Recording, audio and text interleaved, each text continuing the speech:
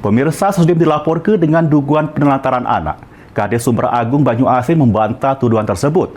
Kades memastikan pelapor tidak punya bukti yang jelas karena tidak ada hubungan perkawinan yang sah secara agama maupun negara.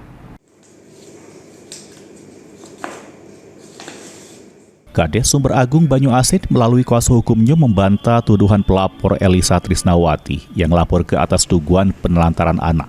Menurutnya, pelapor tidak ada hubungan perkawinan yang sah secara negara maupun agama.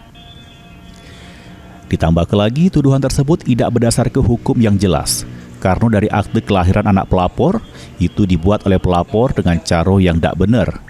Dijelaskan kuasa hukumnya, akte kelahiran tersebut dibuat atas dasar keterpaksaan, atau di bawah tekanan oknum LSM yang diajak pelapor, supaya mendatangi surat untuk pengantar membuat akte kelahiran.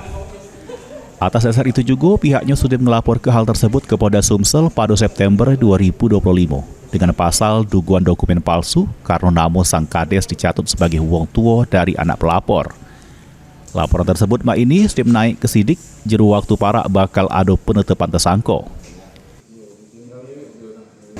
Jadi Elisa itu menggunakan surat keterangan palsu untuk mencatut nama kepala desa ini sebagai orang tua dari anaknya, ya kan? Mengapa Pak Kades itu mau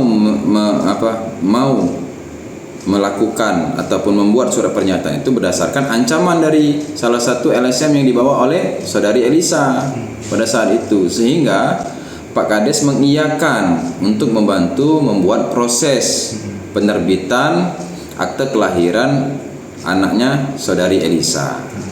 Kalaupun memang itu dikatakan penelantaran anak, harus dibuktikan dulu dong hubungan pernikahannya. Mana hubungan pernikahannya, baik secara siri maupun secara sahnya, nggak ada. Kades Sumber Agung yang ngerasa namanya tercemar akibat pelaporan tersebut mendesak pelapor untuk mencabut laporannya di Polda Sumsel.